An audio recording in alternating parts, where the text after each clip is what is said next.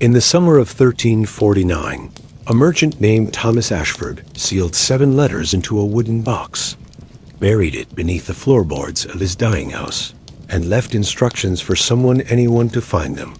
He would not live to see autumn. None of his family would either.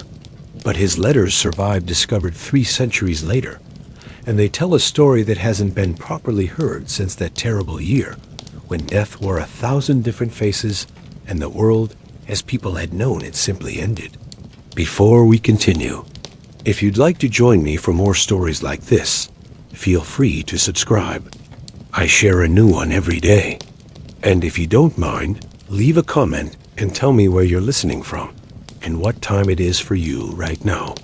I love seeing how far these stories travel.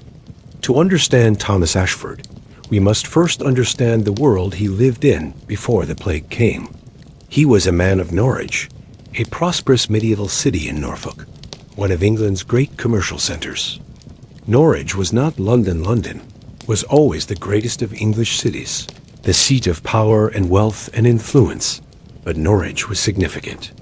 It was a place where merchants like Thomas could build lives of considerable comfort, where trade flowed in from the continent, where a man of ambition and prudence could accumulate not just a living, but genuine wealth. Thomas Ashford was 47 years old in 1349, which made him, by the standards of his time, an old man. The medieval world was a place of high mortality, particularly among children. If you survived to adulthood, you had a reasonable chance of reaching your 60s or 70s, but many did not. To reach 47 was to have already outlived a significant portion of your contemporaries. To have reached 47 with a wife still living, with adult sons who had survived childhood, with a daughter who had married and moved to London. This was a blessing from God, or so people said at the time, before the great mortality arrived, and people stopped believing in God's blessings quite so readily. Thomas dealt primarily in wool. This was one of the great trades of medieval England. Wool was the foundation of the English economy. The Cotswolds were filled with sheep, their fleeces destined to be sheared, carded, spun into yarn, and eventually woven into cloth that would be sold throughout Europe. Thomas was not a producer himself. He did not own the sheep or the mills, but he was a merchant, which meant he bought and sold arranged shipments, negotiated prices, and took the considerable risks and occasional rewards that came with commercial activity. He had built his life on carefully calculated transactions, on the slow accumulation of capital, on the simple principle that if you paid attention to detail and did not take foolish risks, you could prosper. He had a wife named Margaret, whom he had married 40 years earlier in a transaction that had been both romantic and economical. Her father had been a merchant as well, and their union had united 2 commercial families. By 1349, Margaret was in her late 60s, which was quite old indeed. She had borne him 5 children over the course of their marriage, though only 3 had survived to adulthood. 2 sons, both grown men with businesses of their own, and a daughter named Eleanor, who had married a chandler named William Cooper and moved to London, where she had begun building a life separate from her parents. This was the structure of Thomas's world. It was an ordered world. It was a world where things made sense, where causes produced predictable effects, where a man who worked hard and managed his resources wisely would see the fruits of his labor accumulate. He was not a young man searching for adventure. He was a mature man enjoying the fruits of decades of careful work. He was a man who understood his place in society, who knew what was expected of him, and who had generally delivered on those expectations. Then the plague came. We do not know the exact day it arrived in Norwich, but we know it was sometime in 1349. The plague had reached England in the autumn of 1348, first landing at Melcombe in Dorset, arriving on merchant ships that had been trading with the continent. It had come from the east from China, most likely spreading along the Silk Road before reaching the Mediterranean, then spreading through Christendom with the efficiency of a predator released into a pen of domesticated animals. By the time it reached Norwich, It had already killed a substantial portion of the English population. But the people of Norwich were not prepared for what it would mean to have the plague in their own city, moving through their own streets, killing their own families. The symptoms, when they first appeared, were not immediately recognized as signs of the plague by everyone. Some people developed fever and swelling in the neck and armpits, the characteristic buboes that gave bubonic plague its name. Others developed terrible fever and respiratory symptoms, spitting blood, dying within a day or two. Still others developed blackening of the extremities, fingers, toes, noses turning black as the tissue died from septicemia. The physicians of the time had no idea what was causing this, and their treatments, when tried, seemed to make things worse as often as better. What nobody understood, and it would not be understood for centuries, was that there were multiple forms of plague operating simultaneously. The most common was bubonic plague, transmitted through fleas living in rats. When a rat died of plague, the flea would abandon the corpse and seek a new host, which would often be a human. The flea would bite, the plague bacteria would enter the bloodstream, and within a few days to 2 weeks, the person would develop the characteristic symptoms. Their lymph nodes would swell horribly, the buboes, and then, in most cases, they would die. The mortality rate for untreated bubonic plague was around 60 to 90%. But there was also pneumonic plague, where the infection attacked the lungs directly. This form was far more contagious, because it could spread from person to person, through the air, through coughs and sneezes. A person with pneumonic plague could kill multiple people simply by breathing near them. The mortality rate for pneumonic plague was nearly 100%. Essentially everyone who contracted it died, usually within a few days. And then there was septicemic plague, where the infection entered the bloodstream directly and never developed the characteristic buboes. Instead, the bacteria would attack the blood vessels, causing them to leak, causing massive internal bleeding, causing tissue death. People with septicemic plague would develop the distinctive blackening of their extremities as tissue died, while they were still alive, still conscious, still watching their fingers and toes turn black and necrotic as their own body betrayed them. None of the medieval physicians understood any of this. Their medical knowledge was based on the theory of humors, that the body contained 4 humors: blood, phlegm, yellow bile, and black bile, and that disease came from an imbalance of these humors.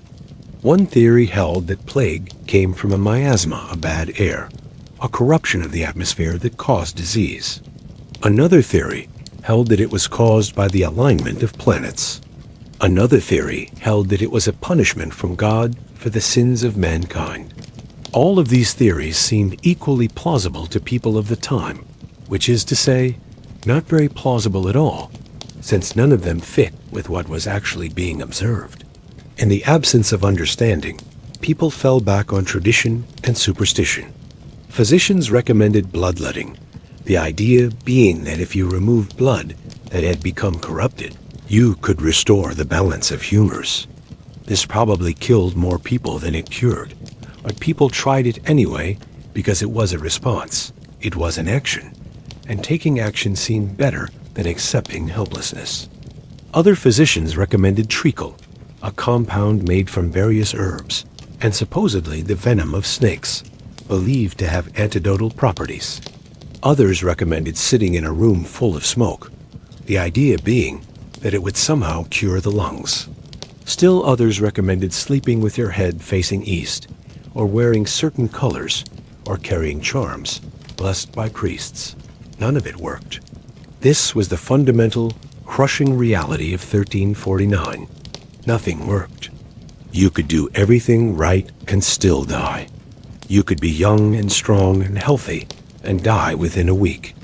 You could be old and weak and somehow survive. There was no logic to it, no pattern that could be discerned, no ritual that would protect you. The world had become a place where the ordinary rules had ceased to apply. Thomas Ashford first became aware of the plague in the way most people did, through the accumulation of small observations that, together, added up to a catastrophe. A servant failed to appear for work one morning. By evening, he was dead. A merchant who had been in Norwich for years, conducting business, buying and selling, suddenly disappeared. Someone said he had gone back to his family's estate in the countryside. Someone else said he was dead. A neighbor's child, playing in the street, disappeared. When Thomas asked about the child, he was told that the entire household had been taken ill and the child had not survived the night. At first, people tried to maintain normalcy. The markets still opened. Merchants still conducted business, though the number of transactions declined because the number of people who were healthy enough to conduct business declined sharply. The churches still held masses, though attendance fell off because people were afraid of crowds, even as they desperately sought the comfort of faith.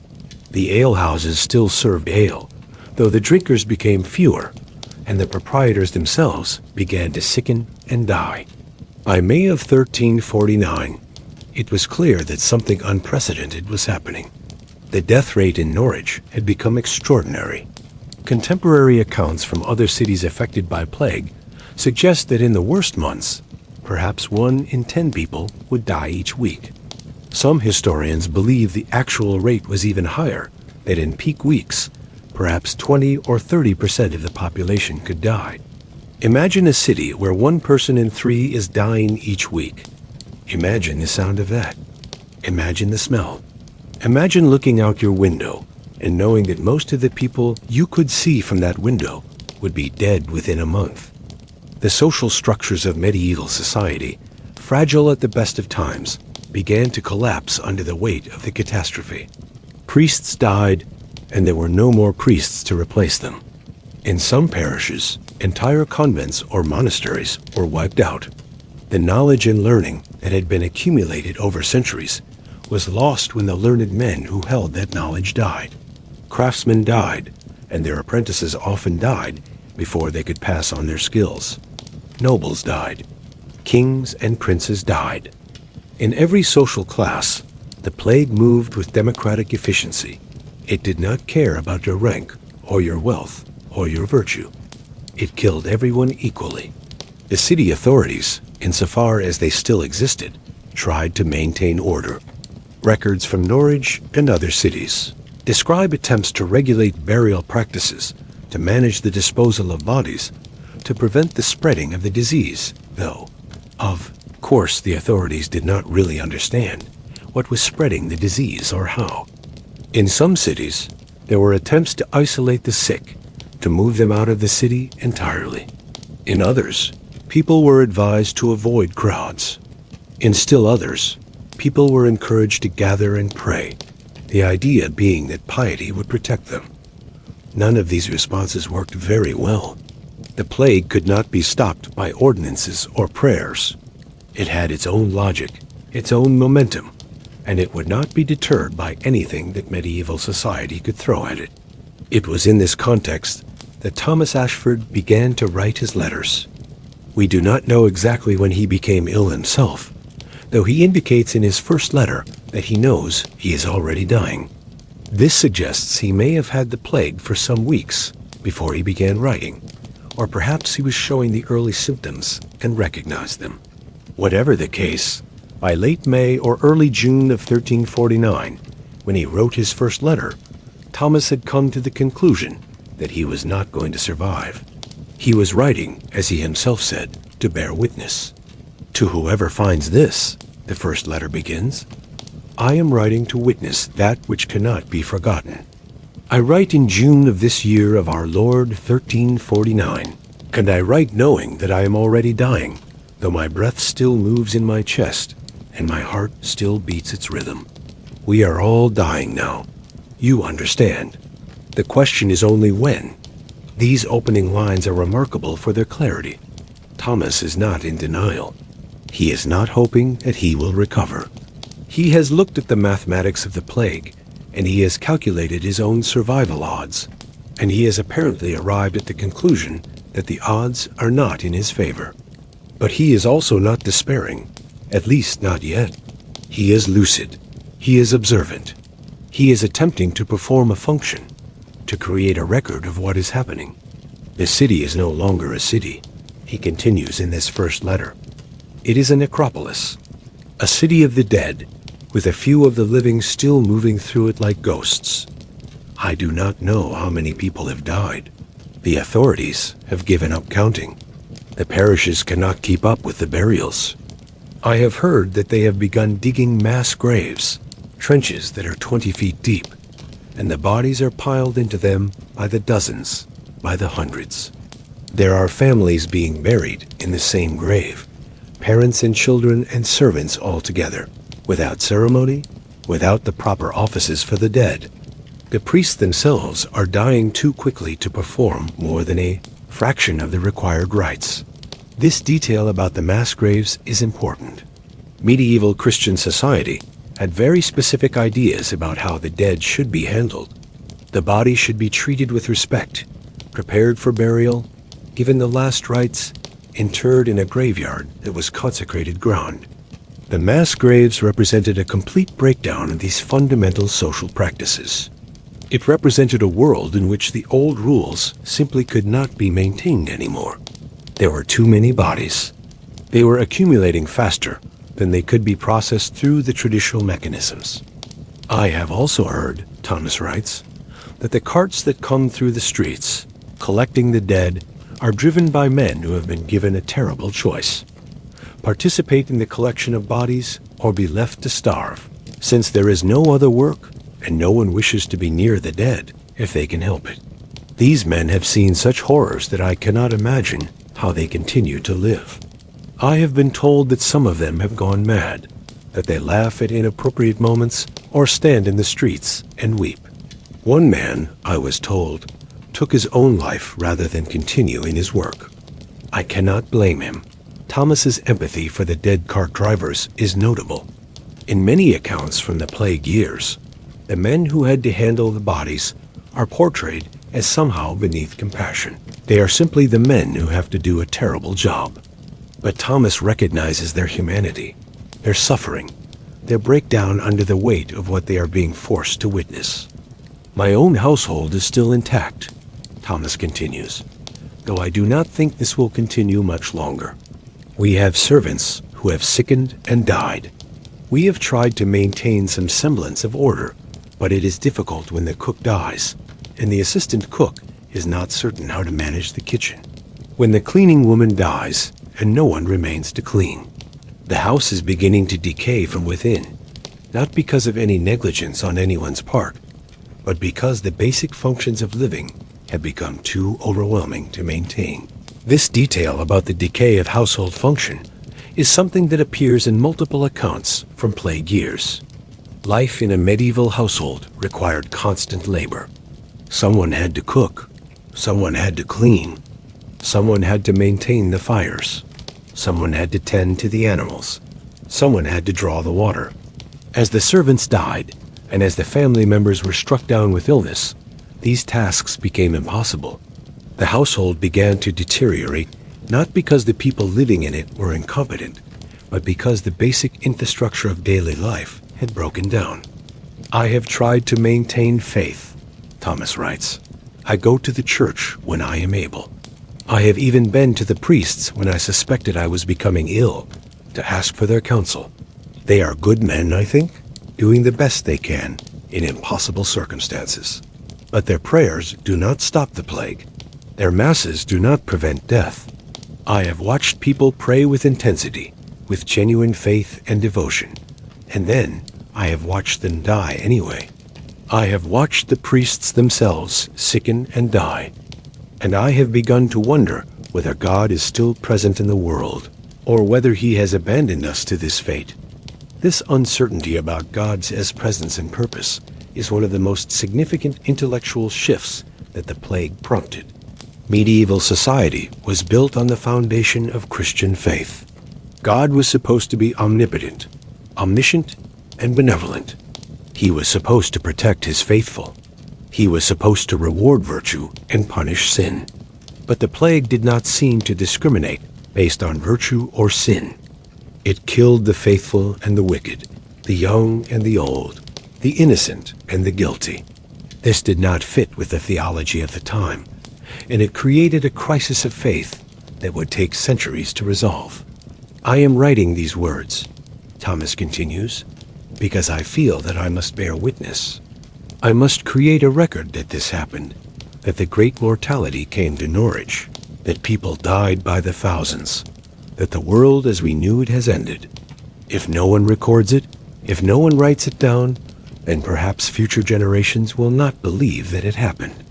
Or they will believe it in some abstract way, a statistic, a historical fact, but they will not understand what it was actually like to live through it. They will not know what it felt like to watch a child die, knowing that there was nothing to be done that medicine would not help, that prayer would not help, that the only thing you could do was watch and wait for death to come. This idea that bearing witness is important, that recording the event is necessary, so that future generations will understand not just that it happened, but what it was like to live through it, is perhaps the most important purpose served by these letters. History records facts.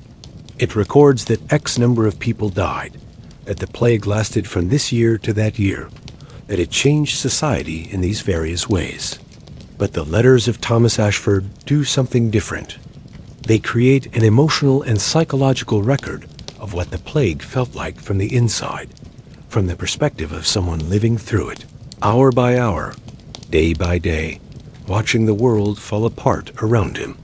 By the time Thomas wrote his second letter, just 3 days after the first, the situation in his household had deteriorated markedly. Margaret is ill now, he writes, a statement of devastating simplicity. I knew it would come to her eventually. I have lost count of the servants. 7, 8 more? The house is too quiet. Death has a sound, the sound of its absence, I mean. The absence of the ordinary noise of living. No singing from the kitchen. No arguments about prices or deliveries. No footsteps in the hall at the wrong hours. Just silence and the sound of people breathing the last of their breath. This observation about the sound of death, or rather, the sound of its absence, is something that appears in multiple accounts from plague survivors. The normal ambient noise of a household or a city would simply cease. The markets would be silent. The churches would be empty. The streets would be empty.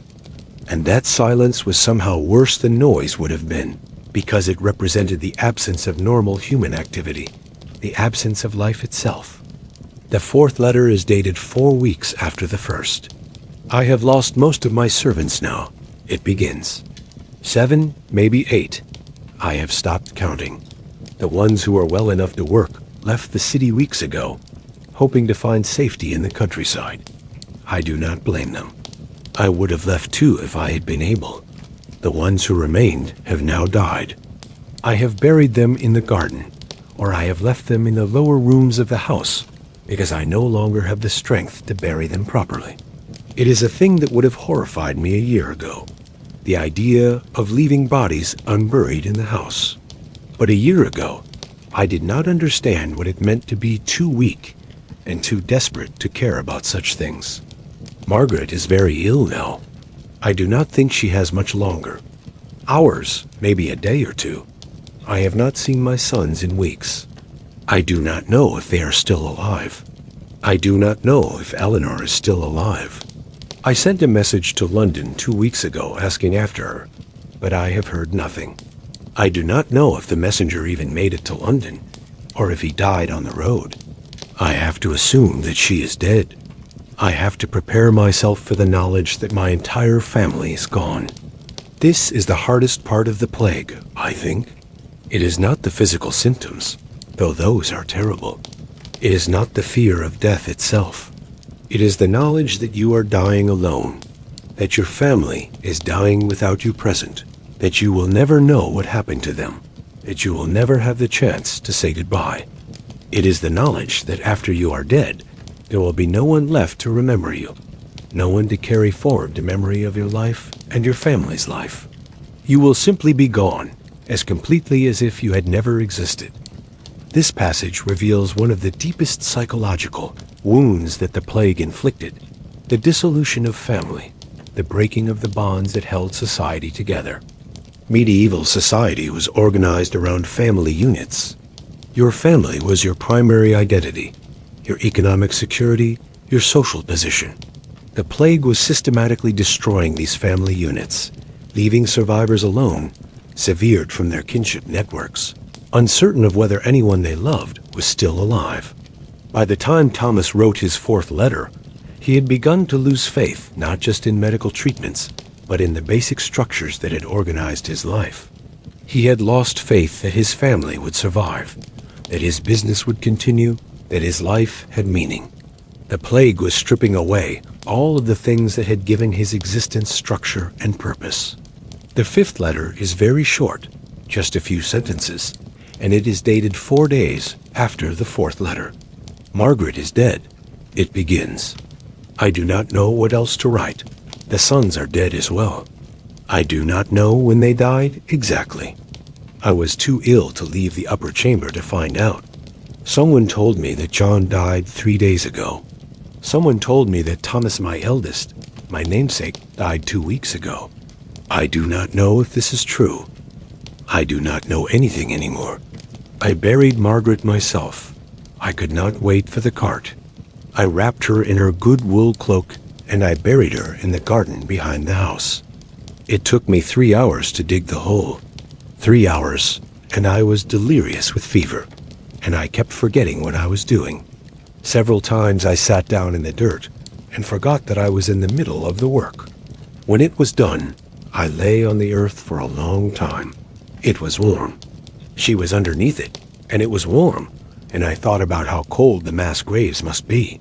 This letter represents a complete psychological collapse, or perhaps a complete acceptance of reality. Thomas has lost everyone. His wife is dead. Both of his sons are dead. He does not know what has become of his daughter.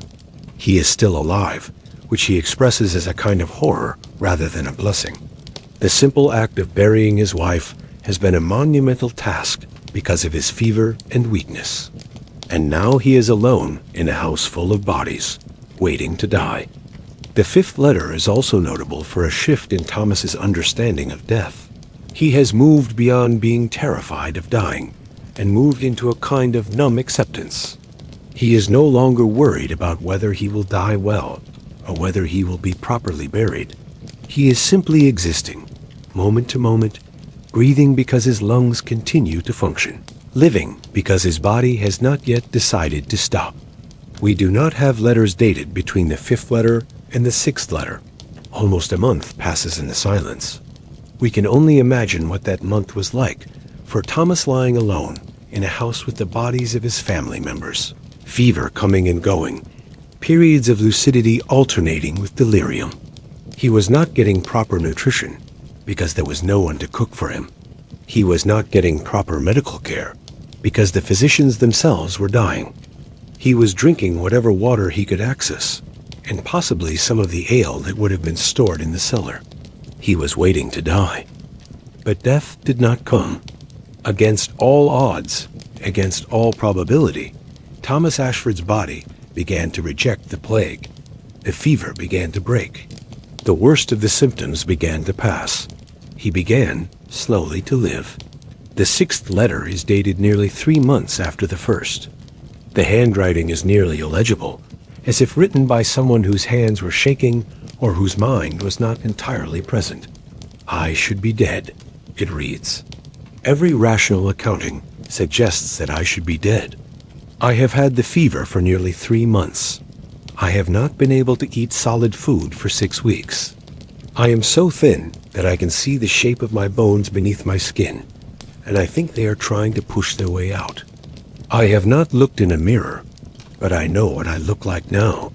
I look like a skeleton that is being worn by a ghost. This image of himself as a skeleton, as a living death, is striking. Thomas is describing a kind of uncanny survival. He is alive, technically, but he is not alive in any way that feels meaningful. He has been reduced to something less than human by the experience of plague, by the loss of his family, by months of illness. The fever has broken, he continues, but I do not feel relief. I feel only a kind of desperate sadness. I am alive when everyone I love is dead. I have been granted a reprieve that I did not want, that I did not ask for, that I can only understand as a cruel joke. If there is a God, if there is any kind of justice in the universe, then I do not understand what I have done to deserve this. I did not do anything different from anyone else. I was not more virtuous. I was not more faithful. I did not pray harder or believe more sincerely. I simply happened to have a body that did not die. This expression of survivor's guilt, the sense that it is unfair, that it is wrong, that it is inexplicable that he survived when others died, is something that would echo through the survivors of the plague, and indeed, through the survivors of any great catastrophe. Why did I live when others died? What is my life worth if it cost the lives of people I loved? Is there any meaning to survival when everyone you care about is gone? Margaret's illness would have been terrifying for Thomas, not just because of what it meant for her, that she would likely die within days, but because it meant that he was no longer isolated in his illness. He was no longer alone in suffering, and it meant that he would have to watch it happen to someone he loved. I have tried the remedies, Thomas writes in his second letter.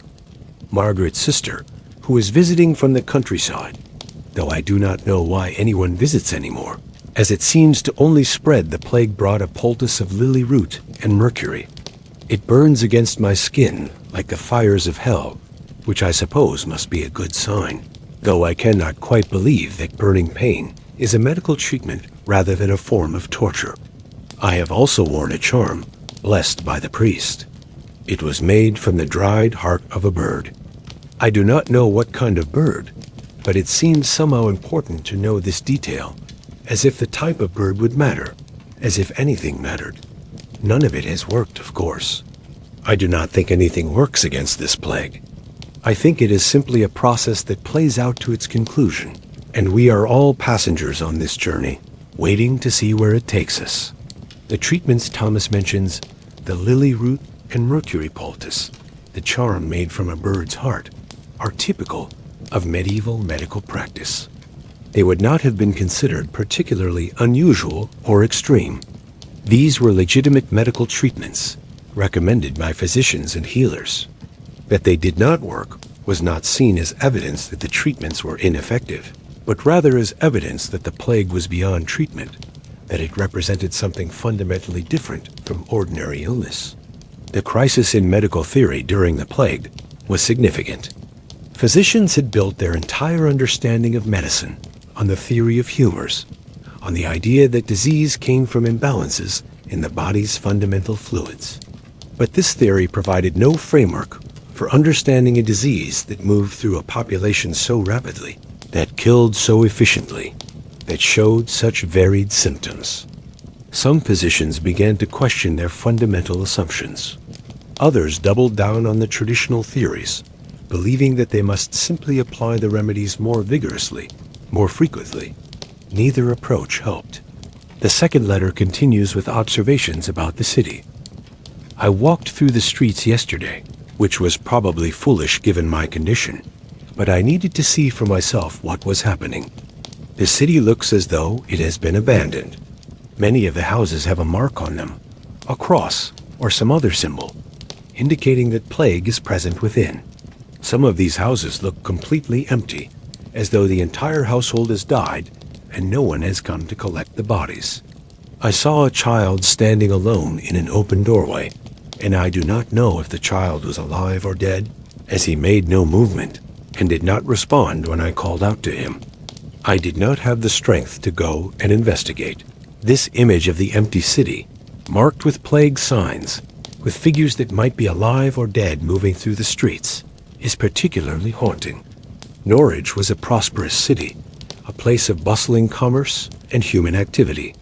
To see it become a shell of itself, a place where the normal markers of human life had simply ceased to function, would have been deeply disorienting to someone like Thomas, who had built his entire life on understanding the commercial and social rhythms of urban life. The third letter is dated a week after the first. I have stopped trying to maintain the normal functions of the house, Thomas begins.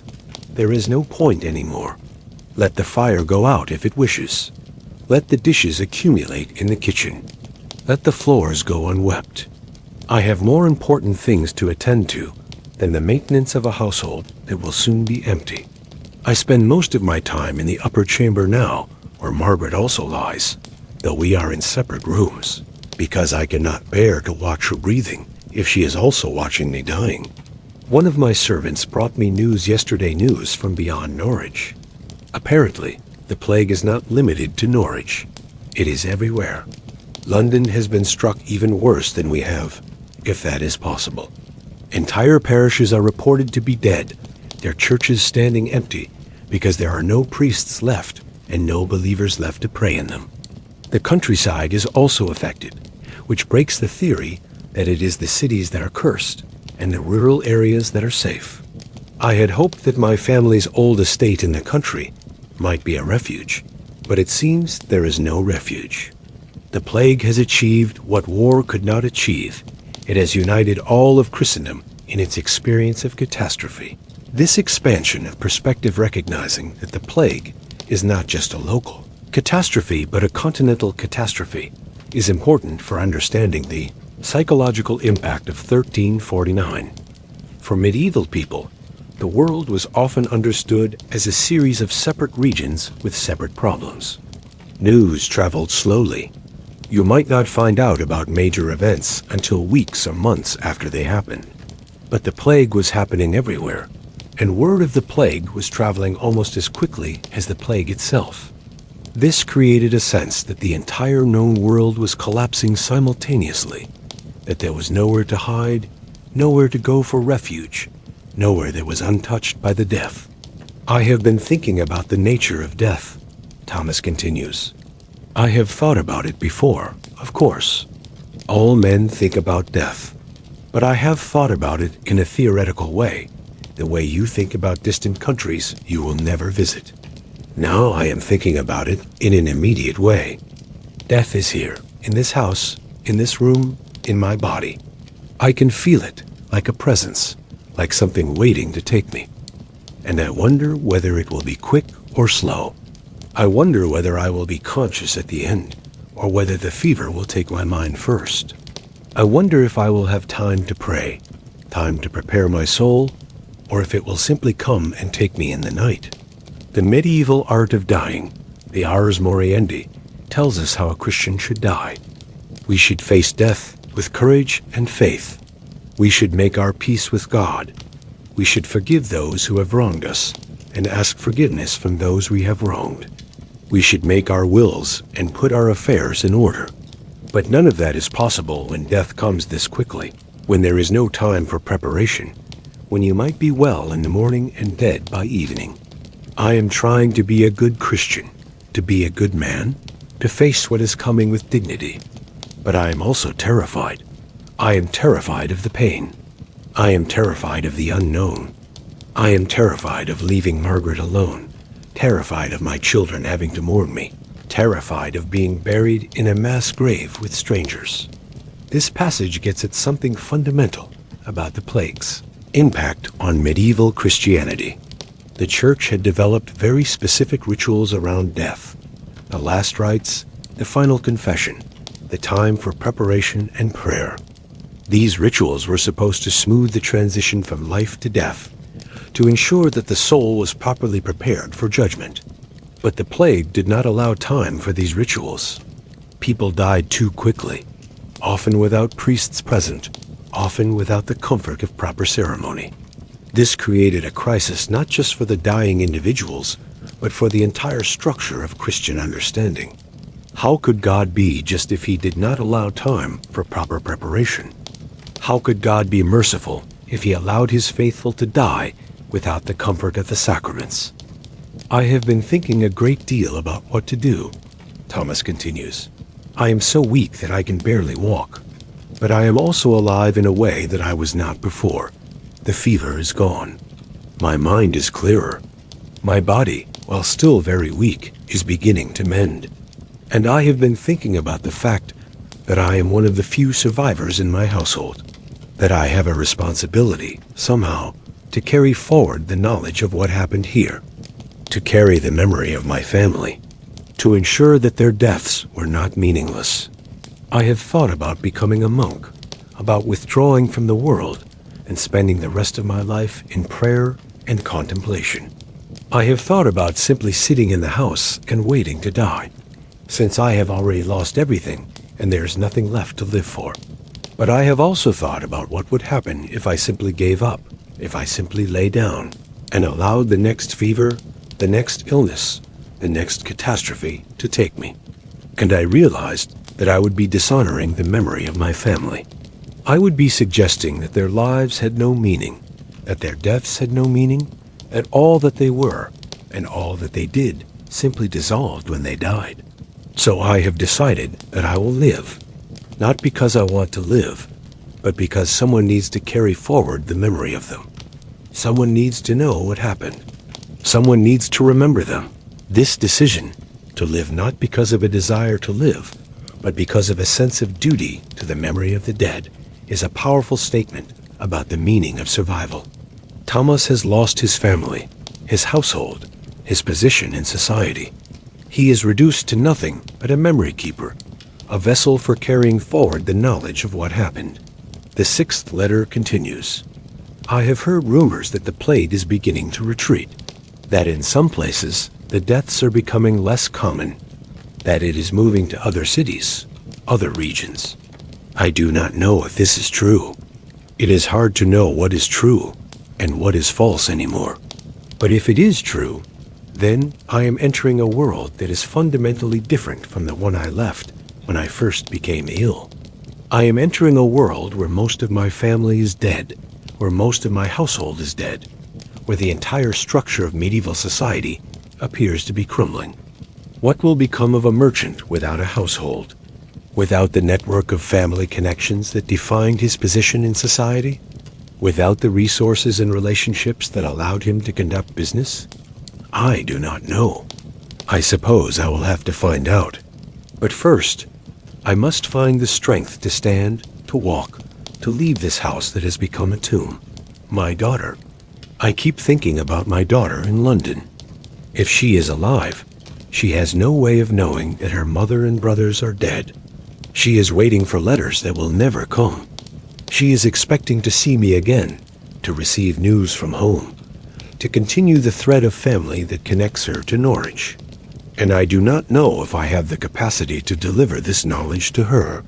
I do not know if I can look her in the face and tell her that everyone she loved except me is dead. But I also know that it is my responsibility to try. If Eleanor is alive, if she has survived this catastrophe, then she deserves to know the truth. She deserves to hear it from me, not from rumors or from strangers, but from her father. This passage reveals a new understanding beginning to emerge in Thomas's mind. He is no longer simply waiting to die. He is beginning to think about what comes next, about responsibilities and duties that extend beyond himself.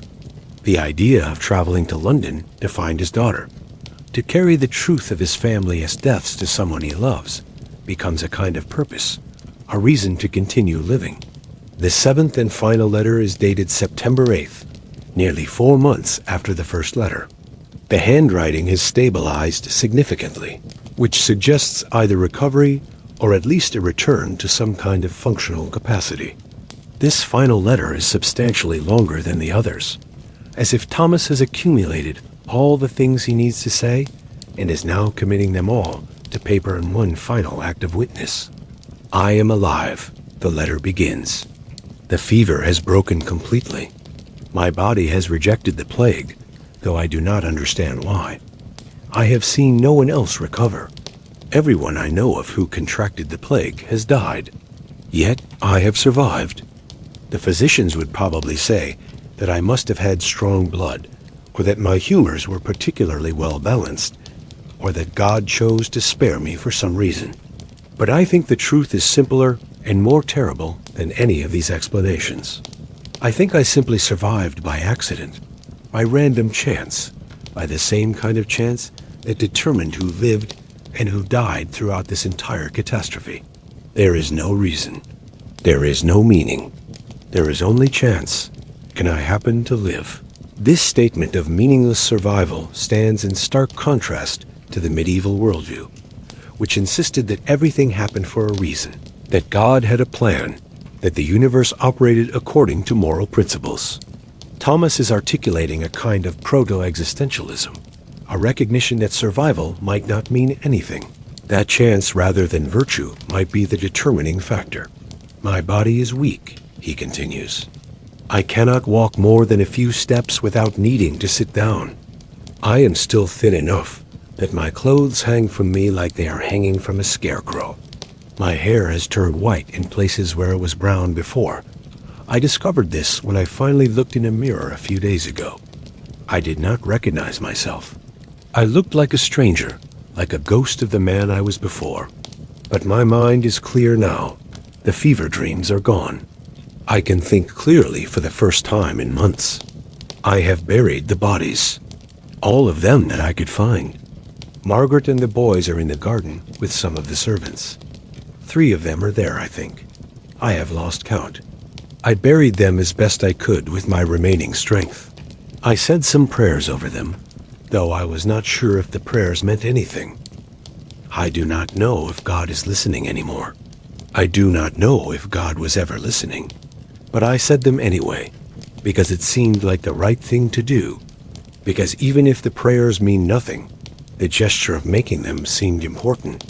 Some of the other servants, I cannot remember which ones now, must have gone to the mass graves. They must have died somewhere away from the house and been collected by the death carts. I do not know this for certain. I only know that they are gone. I do not know where they are. I do not know if their bodies were treated with any kind of respect, or if they were simply thrown into trenches with strangers. This uncertainty troubles me more than I can say. I feel as though I have failed them, as though I should have been able to provide them with proper burials, proper respect in death. But I was too ill. I was too weak. I could barely keep myself alive, much less attend to the needs of the dead. The house is in terrible condition. The lower rooms are filthy. There is decay everywhere. I have begun to clean it, slowly, a room at a time, because the task of occupying the house in its current state feels impossible. But I move slowly, and I tire easily, and I have had to accept that it will take me weeks to return the house to any kind of livable condition. Perhaps this is good. Perhaps the work will help me recover. Or perhaps it will simply keep me occupied, so that I do not have time to think about the fact that I am cleaning a house that is now empty of everyone except myself. I have made a decision, Thomas writes, and here his handwriting seems to strengthen, as if the decision itself is giving him energy. I am going to travel to London. I am going to find my daughter Eleanor. I am going to carry this knowledge to her, that she is alone now, that her family has been reduced to a single father who is barely alive, that the world she knew has ended. I do not know if she will thank me for this knowledge, or curse me for bringing it. I only know that it is my responsibility to find her, to tell her the truth, to ensure that she knows what has happened. I have also thought about what will happen after I have delivered this knowledge to her. I do not know if I will have the strength to return to Norwich, or if I will even want to. Norwich is a tomb to me now. Every street holds the memory of someone I have lost.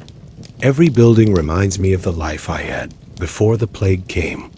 I do not know if I can live with those memories, but I also do not know where else I would go. Perhaps I will stay in London with Eleanor, if she is alive. Perhaps I will try to rebuild my merchant business. Perhaps I will simply find some quiet place where I can spend the rest of my life remembering the people I have lost. I am not the same man who lived in Norwich before the plague, Thomas continues. That man is dead. He died in June or July. I cannot quite remember when. The man writing these words is someone else, someone who has looked into the face of death and has been somehow spared someone who is lost. Everyone he loved, someone who understands now that the world is fundamentally random, fundamentally cruel and that survival is a matter of luck rather than virtue. I do not know if this new man will be able to rebuild a life, or if he will simply be a ghost moving through the world, remembering the dead, waiting for death to finally claim him. I am writing these words on the 8th of September in the year of our Lord 1349. The plague is not over. There are still deaths in the city, but the worst is past. The city is beginning to function again, after a fashion. The carts still come, but not every day. The graves are still being dug, but the diggers are no longer working from dawn to dusk. I do not know how many people have died. No one is counting anymore. The records are confused or lost. Some people say that half the city is dead. Others say it is more. Others say it is less. But I think the truth is that we will never know exactly how many died. The plague killed so many people that we cannot count them. All we can know is that the death was immense, immeasurable, almost incomprehensible in its scale. To whoever reads these letters, to whoever finds this box and takes the time to read these words, I want you to know that you are reading the testimony of a man who survived the end of his world. I want you to know that there are millions of people like me, scattered across the continent, carrying the weight of the people they have lost and the terrible knowledge that the universe is fundamentally indifferent to human suffering. We are the survivors of a catastrophe. We will carry this with us for the rest of our lives. And I want you to understand what we have learned. We have learned that the ordinary structures that hold society together, the family, the household, the community, the church, can be destroyed with frightening speed. We have learned that death can come for anyone, at any time, that there is no hierarchy of who dies and who lives. We have learned that the meaning we create in our lives is fragile and temporary. We have learned that faith in God, faith in medicine, faith in anything, cannot protect us from catastrophe. But we have also learned something else. We have learned that it is possible to survive catastrophe, that even when everything is taken from us, we can continue to live, that there is some impulse in the human being to continue existing, even when existence seems meaningless, that we can find purpose in memory, in bearing witness, in carrying forward the knowledge of those who have died. This is perhaps the most important thing that the plague has taught me. I will bury this box now, beneath the floorboards of this house that was built by people who are now dead. I will cover it carefully so that the earth will not damage it. And I will write a letter to be sealed with this box, a letter telling whoever might find it where to look, how to find these words. And then I will leave this house, and I will travel to London, and I will tell my daughter that she is alone, that I am still alive, that we will have to learn how to live in a world that has been fundamentally broken by plague. I am Thomas Ashford of Norwich. It is the 8th day of September in the year of 1349. I write this so that I am remembered. I write this so that my family is remembered.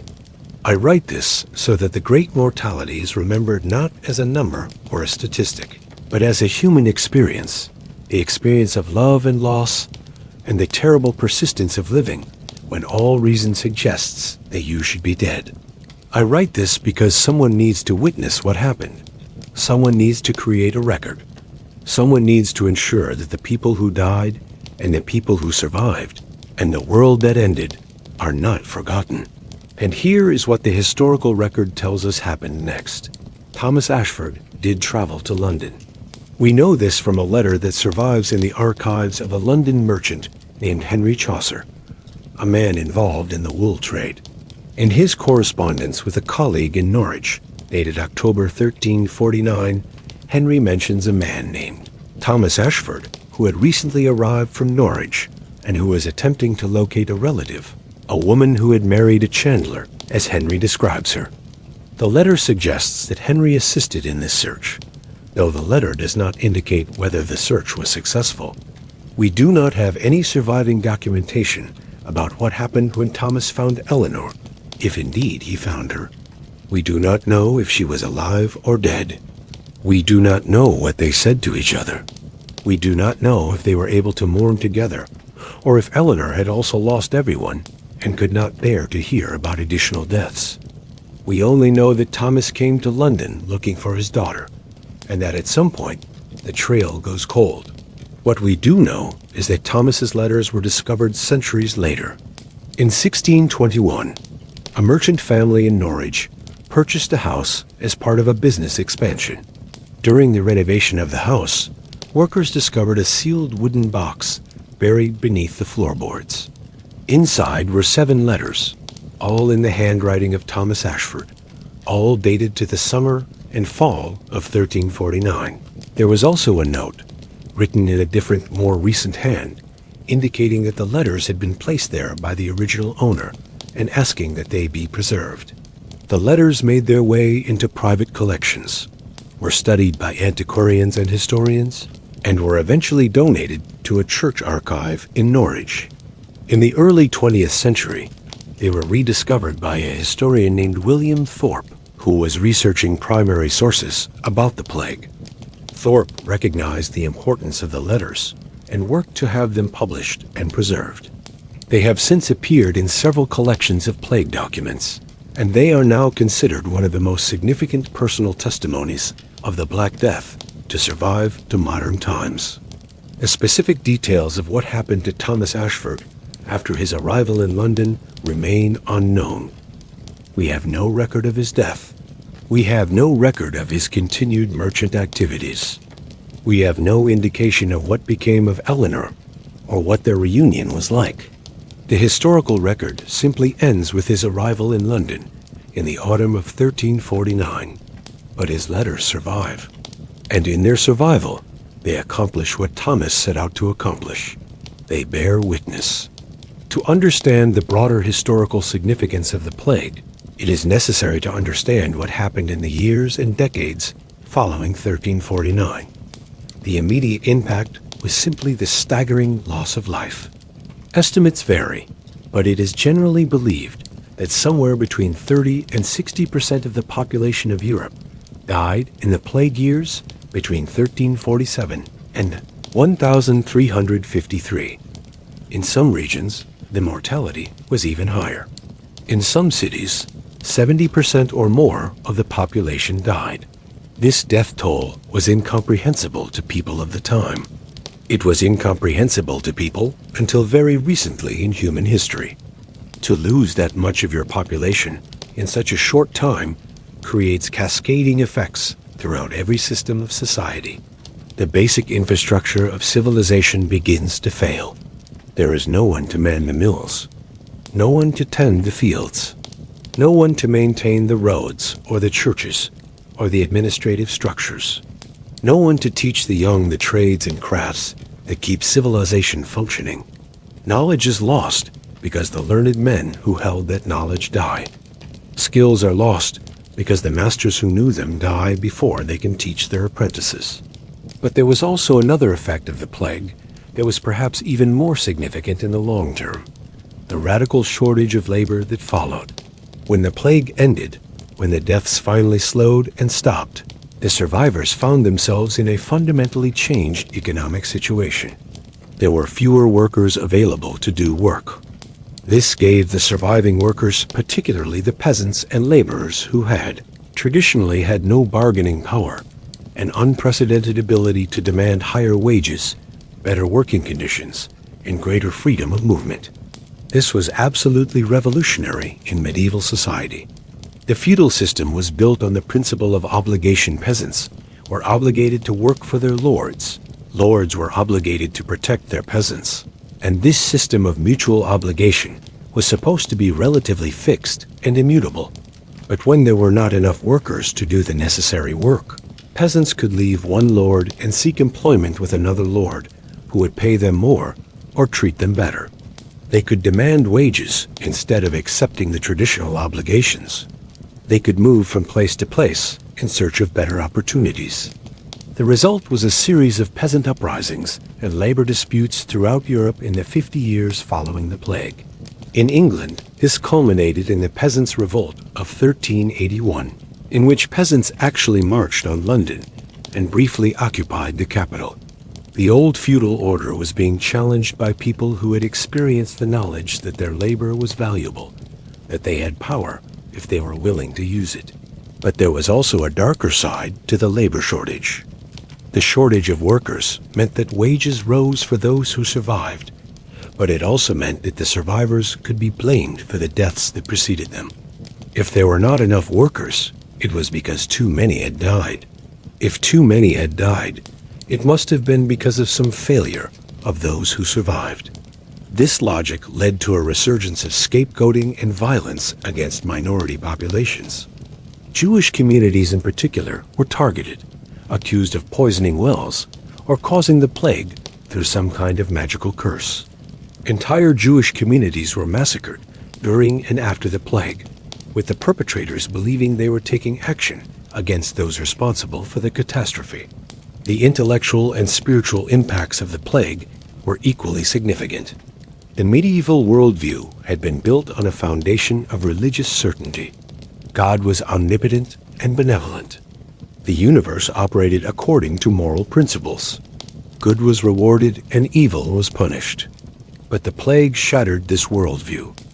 It killed the innocent and the guilty equally. It ignored prayers and faith. It could not be stopped by any human action or divine intervention that anyone could perceive. This crisis of faith led to a questioning of traditional religious authority that would continue throughout the late medieval period and would eventually contribute to the Protestant Reformation.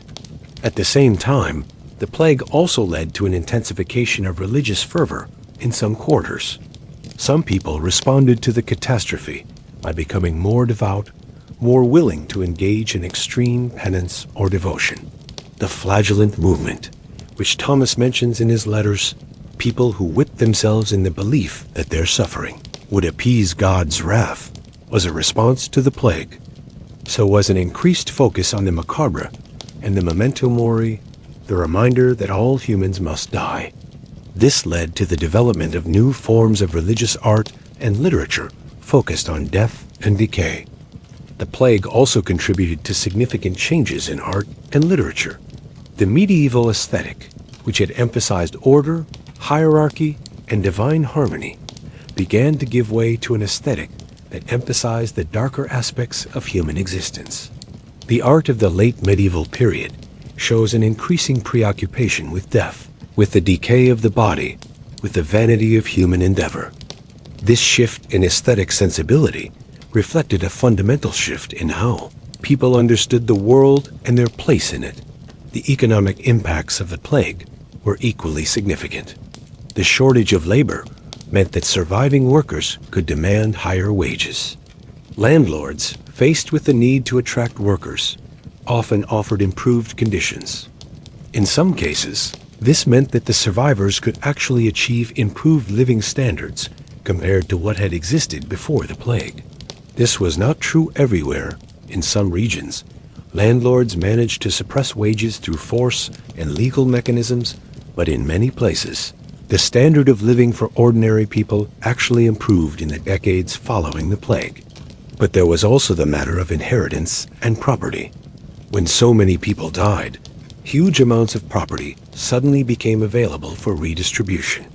This created opportunities for social mobility that had not existed before.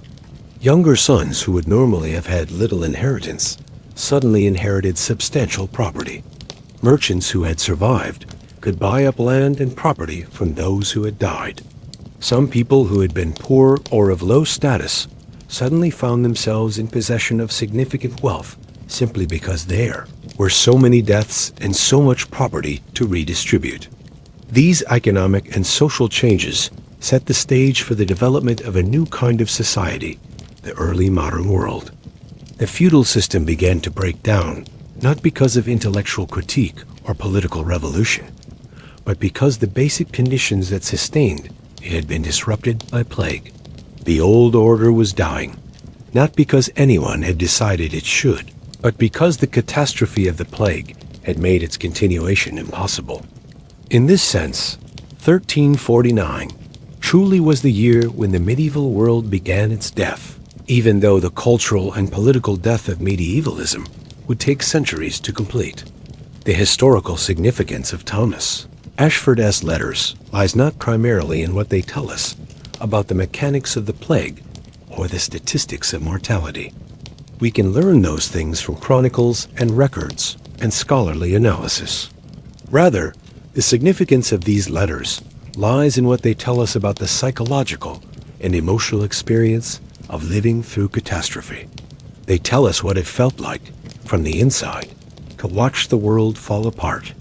They tell us what it meant to lose everything to a force that could not be understood or controlled. They tell us what it meant to survive when everyone you loved had died. And they tell us something else that is perhaps even more important. They tell us that bearing witness matters. Thomas wrote these letters with no assurance that anyone would ever read them. He buried them beneath the floorboards of his house, with the knowledge that they might simply be destroyed, that they might never be found, that his words might simply evaporate into the past. But he wrote them anyway. He chose to create a record. He chose to ensure that if anyone ever came looking, they would find testimony of what had happened, of what it had been like, of who had lived and who had died. In doing this, Thomas was doing something that is fundamentally human. He was refusing to allow the catastrophe to be silent. He was refusing to allow the dead to be forgotten. He was refusing to allow the experience of the plague to be reduced to nothing but a number in a chronicle. By writing these letters, by burying them with the hope that they would be found, Thomas was reaching across the centuries to future generations and saying, "This happened. It mattered. The people who died mattered. The people who suffered mattered. Do not forget us." And indeed, we have not forgotten. More than 670 years after Thomas buried his letters, we are still reading them. We are still learning from them. We are still understanding, through his words, what the great mortality was like to live through. The broader historical context of 1349 cannot be fully understood without recognizing the scale of the catastrophe. We live in a time of unprecedented connectivity and communication, in a time when we are aware of catastrophes happening around the world in real time. But medieval people had no such connectivity. They experienced catastrophe as something that happened in their region, in their city, in their household. The fact that the plague was happening everywhere, that it was a continental and perhaps even global catastrophe, only became clear gradually through the accumulation of reports, through travelers' tales, through the realization that there was nowhere to flee. This created a kind of cognitive dissonance. People experienced the plague as the end of the world because from their perspective, it was the end of their world. But at the same time, they gradually understood that it was happening everywhere, to everyone, and that therefore it might be survived, that the world might continue after this catastrophe had run its course. This understanding did not make the catastrophe any less terrible, but it did create a possibility for meaning-making that pure local catastrophe would not have allowed. Thomas Ashford's understanding of the plague evolved over the course of writing his letters. In the first letters, written in the height of his fever, he is writing primarily about his immediate household, his immediate experience. But by the sixth letter, he is beginning to understand the plague in broader terms, to recognize that it is a continental catastrophe, that there is no place safe, that the entire structure of medieval society is being challenged. And by the seventh letter, he has achieved a kind of philosophical understanding of what has happened, not just to him personally, but to the world as a whole. This evolution of understanding is perhaps one of the most valuable things that his letters provide. They show us not just what the plague was like, but how people processed and understood catastrophe, how they moved from shock and confusion to a kind of acceptance and philosophical understanding. They show us the human capacity to find meaning, even in the face of overwhelming loss. One of the most striking aspects of Thomas's letters is his candor about his own uncertainty and fear. He does not present himself as a brave man stoically accepting his fate. He presents himself as a man who is terrified, who does not understand what is happening, who is not sure why he is surviving when others are dying. This honesty is refreshing compared to many medieval writings about the plague, which often present a more stoic or religious frame. In medieval literature and theology, there was an ideal of how one should face death with courage, with faith, with preparation. But Thomas is not always living up to this ideal. He is sometimes afraid. He is sometimes angry. He is sometimes despairing. He is sometimes simply confused. And yet, he continues writing. He continues living. He continues trying to make sense of what is happening. This portrait of a man struggling with catastrophe, failing at times to live up to the ideals he has been taught to value, but continuing nonetheless, is perhaps more authentic and more valuable than a portrait of perfect resignation would have been. It shows us what catastrophe actually looks like from the inside, not the neat narrative that historians construct, but the messy reality of human experience. The seventh letter ends with Thomas's decision to travel to London to find his daughter. This decision is significant because it represents a shift from passive acceptance to active engagement with the world. Thomas has stopped simply waiting to die. He has decided to try to live, to move forward, to rebuild some kind of connection with the surviving members of his family. We do not know what happened when Thomas reached London. We do not know if he found Eleanor alive or dead. We do not know if he was able to share these letters with her, or if he kept them buried beneath the floorboards of his house to be discovered by future generations. But the decision to travel, the decision to attempt to reconnect with family, despite the risk and the difficulty, shows a fundamental human resilience in the face of catastrophe. This resilience is perhaps the most important legacy of the plague survivors. They had experienced something that should have broken them completely. They had lost everything. They had seen their world fall apart. And yet they continued living. They continued trying. They continued building. The world that emerged from the plague was not the same as the medieval world that preceded it, but it was a world that continued. It was built by people who had survived catastrophe and who had chosen to continue living despite that catastrophe. In our own time, when we face disasters and catastrophes, we often turn to the historical record to understand how humans have survived and recovered in the past. The plague records, and particularly personal testimonies like Thomas Ashford's letters, provide valuable insights into how people process catastrophe, how they find meaning in survival, how they rebuild lives after everything has been lost. Thomas Ashford shows us that survival is not always joyful. It is not always meaningful in the way that we might hope it to be. Sometimes survival is burden, is confusion, is a kind of living death in which you continue existing because your body refuses to stop, not because you have found compelling reasons to want to continue living. But he also shows us that this kind of survival can eventually lead to something else, to purpose, to connection, to the possibility of rebuilding. The act of writing his letters, of creating a record of what happened, of bearing witness to the plague, became Thomas's way of transforming his meaningless survival into something that had purpose and value. He could not save the people he loved. He could not prevent the catastrophe. But he could ensure that what happened was not forgotten, that future generations would know what had occurred, that the dead would not be erased from history. And indeed, 670 years later, we are reading his words. We know his name. We know what he suffered. We know what he loved and what he lost. Thomas Ashford has achieved a kind of immortality through his letters, not the physical immortality of eternal life, but the memorial immortality of being remembered, of having his story told and retold, of having his voice heard across the centuries. This is what the human capacity to bear witness makes possible. It makes it possible for us to speak to people we will never meet, across centuries we will never bridge, and to be heard. It makes it possible for catastrophe to be remembered not as an abstract historical event, but as a human experience. It makes it possible for the dead to continue speaking, for their voices to continue reaching across time, for their stories to continue mattering. Thomas Ashford buried his letters in 1349. not knowing if anyone would ever read them. We read them now, and we understand not just what happened to him, but what it meant to be human in that terrible year when the medieval world was dying and the modern world was being born. We understand what it meant to survive when survival seemed impossible.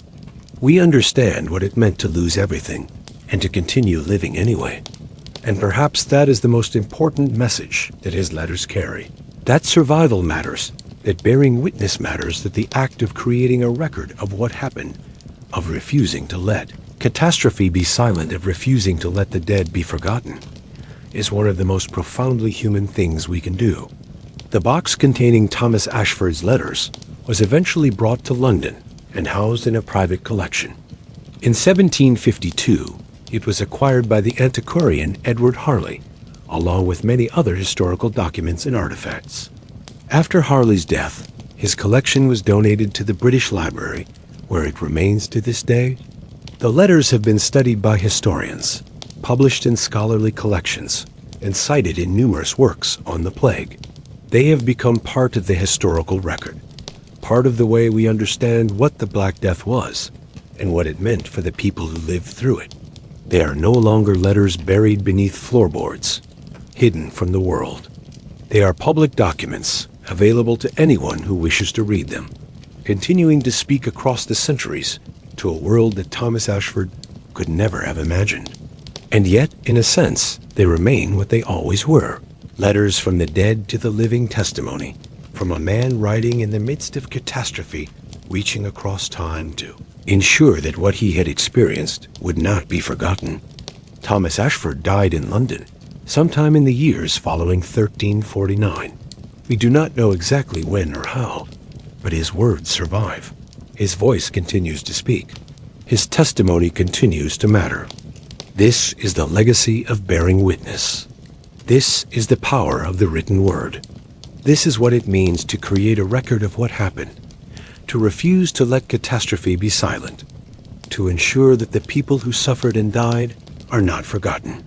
In 1349, Thomas Ashford began to write his letters. He did not know that more than 670 years later, people would still be reading them, still be moved by his words, still be understanding the world through his testimony. He was simply trying to ensure that he was remembered, that his family was remembered, that the great mortality was remembered. And in doing so, he accomplished something far greater than he could have known. He ensured that his voice would continue to reach across the centuries, speaking to people who would never meet him, telling them what it meant to be human in that terrible year when death came for everyone and the world was fundamentally broken. The letters end with Thomas Ashford walking toward London, toward an unknown future, carrying with him the knowledge of everything he had lost and the uncertain hope that he might find his daughter alive. We do not know what happened to him next, but we know that he survived long enough to reach London. We know that someone, at some point, found his letters and preserved them. And we know that he accomplished his purpose, to be remembered, to be known, to have his testimony preserved for future generations. This is what it means to bear witness. This is the power of the human voice, reaching across time and space, continuing to matter long after the person who spoke it has died. Thomas Ashford's letters are a monument to what was lost in 1349, but they are also a testament to what survived, the human capacity to remember, to witness, to create meaning, even in the face of catastrophe.